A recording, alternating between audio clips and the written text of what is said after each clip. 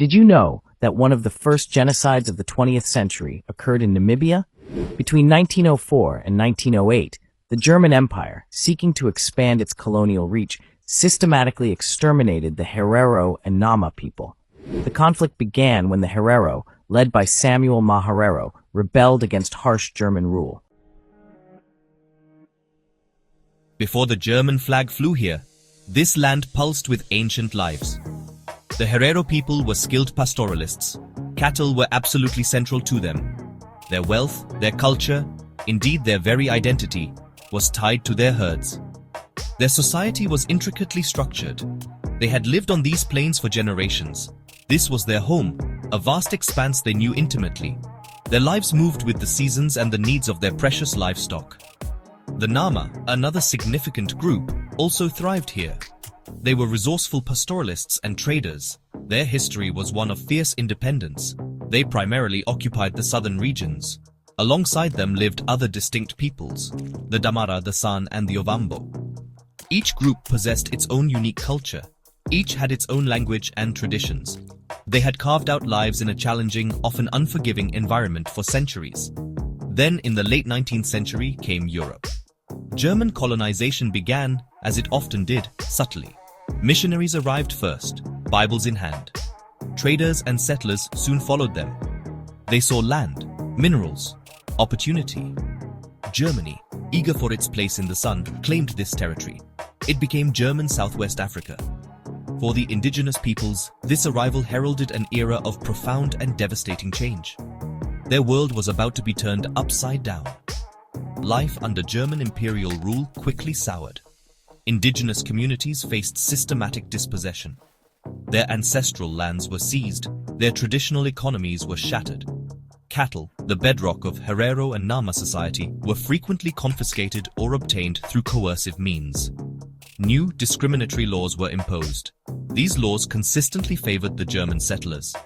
Resentment, deep and bitter, began to fester beneath the surface of colonial order.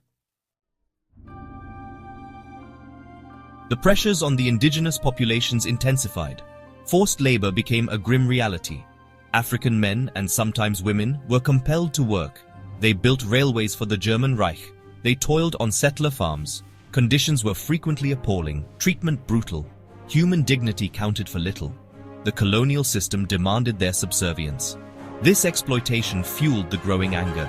Resistance, though often unspoken, was building steadily. Chief Samuel Herero was a pivotal Herero leader. He had witnessed the erosion of his people's rights. Initially, he had attempted a path of diplomacy. He sought ways to coexist with the Germans. He hoped for justice, for fairness, but the relentless German expansion continued. The injustices became too much to bear. The suffering of his people weighed heavily. The call for action grew louder.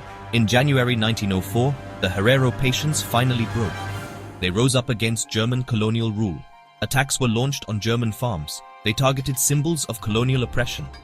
Crucially, Chief Herero issued specific orders. He instructed his warriors to spare women.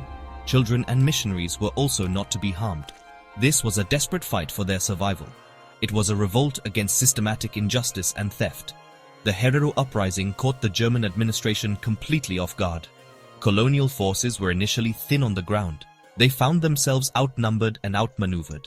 They struggled to contain the fierce rebellion. The scale of the revolt was alarming to Berlin. It sent shockwaves through the colonial establishment. The carefully constructed edifice of German authority was suddenly, violently challenged. This was a serious crisis for the Kaiser's African ambitions. Theodor Leutwein was the governor of German Southwest Africa. He had been in post for a decade. His approach had sometimes involved negotiation.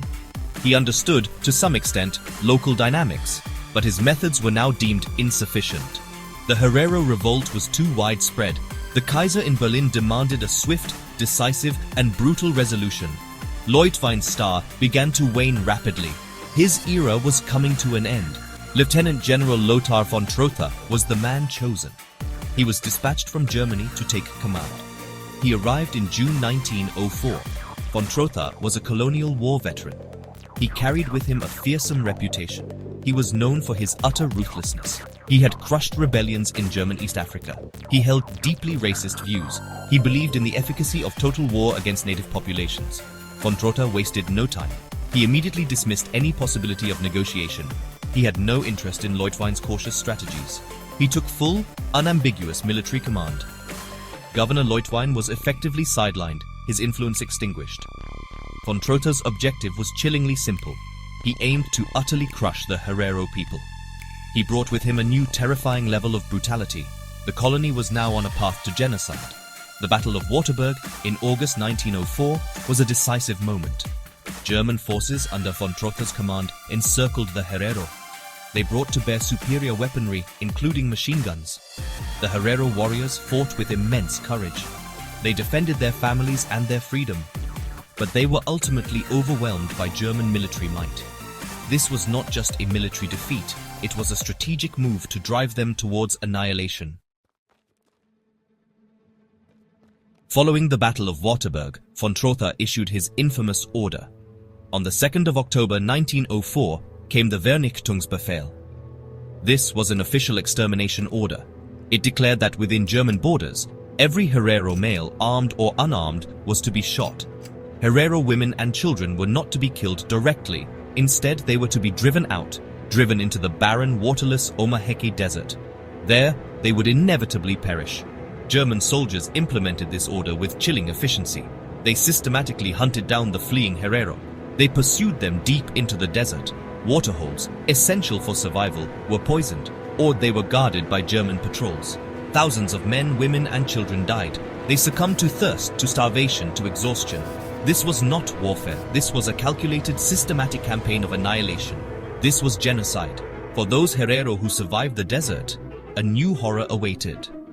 Concentration camps, or Konzentrationslager, were established. Places like Shark Island became notorious death camps.